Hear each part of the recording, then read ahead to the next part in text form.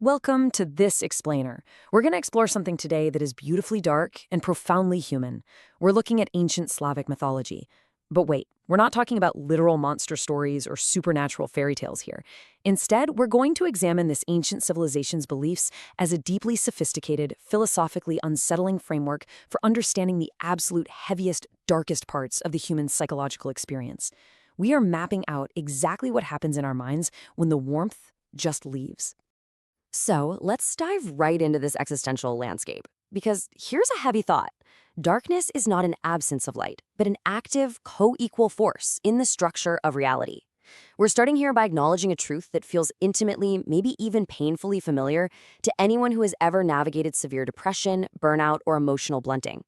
Despair isn't just a lack of joy, right? It has its own architecture, its own gravity, and its own active pull on the human mind. And this idea of absolute duality completely challenges our comforting modern narratives. In the West, we're so used to stories where triumphant light eventually defeats evil. It's always a battle to be won. But ancient Slavic thought was founded on absolute duality. The legendary figure of Chernobog embodied an equal partnership with Belobog, the god of light. Think about that for a second. That is philosophically radical. It means psychological winter wasn't viewed as a glitch or some aberration or a failure that you needed to cure. It was understood as a necessary structural feature of conscious experience. Now, these aren't just modern psychological interpretations layered over forgotten myths to make them sound deeper. Not at all. These are radical philosophical ideas rooted deep in medieval history. This duality was actually recorded in foundational texts like the Primary Chronicle and by Helmold of Bosau in his Chronica Slavorum way back in 1168. So this was the baseline, the historical baseline for how these ancient people understood the complexities of the human mind and the inescapable cycles of light and dark. Section 1. Agents of psychological winter.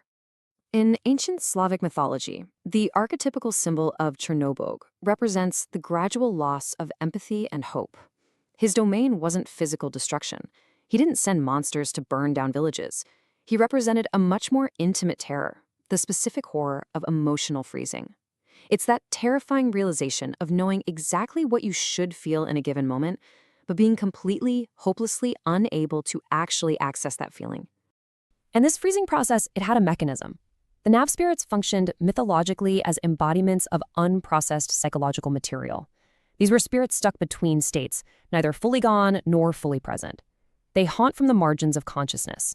They don't attack you directly in some dramatic possession. Instead, it's a subtle infiltration. They quietly, systematically erode our capacity for human connection.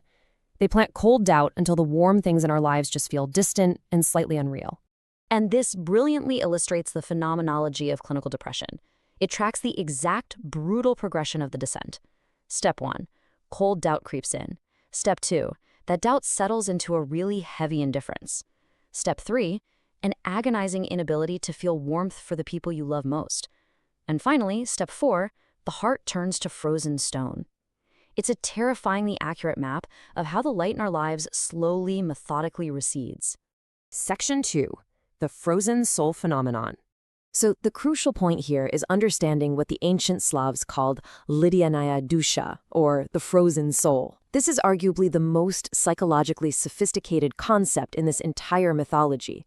It's the absolute endpoint of psychological winter. It describes a state where a person basically becomes a powerless spectator to their own emotional dissolution. They watch themselves being unable to grieve those they love, unable to feel the warmth of connection, and entirely unable to stop the spiritual dryness that's consuming them. It perfectly describes what modern medicine diagnoses today as severe anhedonia. The existential horror of this state is that you are completely functional on the outside, yet entirely frozen on the inside. The true nightmare here isn't a loss of cognitive function or the ability to act in the physical world.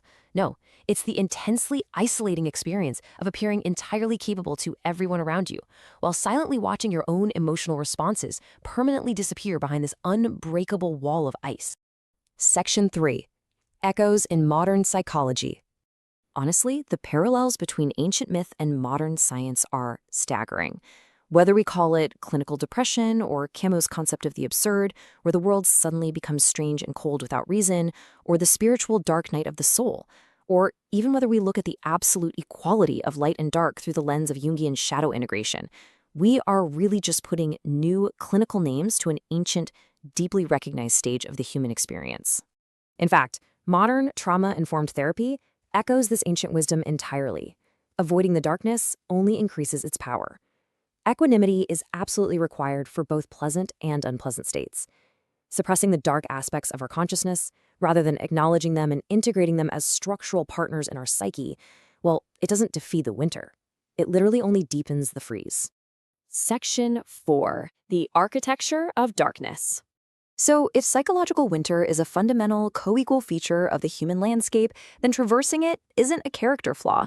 The frozen soul is not a failure on your part. Recovery is not fixing something that is broken. It is simply trusting in the completion of the cycle. It is the return of spring after a winter that was always inevitably going to come. Light requires darkness, not as a temporary contrast, but as a permanent, structural partner. I want to leave you with a question to ponder as we close this explainer. When spring inevitably returns and the ice finally thaws, does it retroactively change the meaning of the darkness that preceded it? When connection and warmth finally return to your life, does it redeem the brutal winter you just endured? Or are we simply, inescapably just waiting for the cycle to turn once again?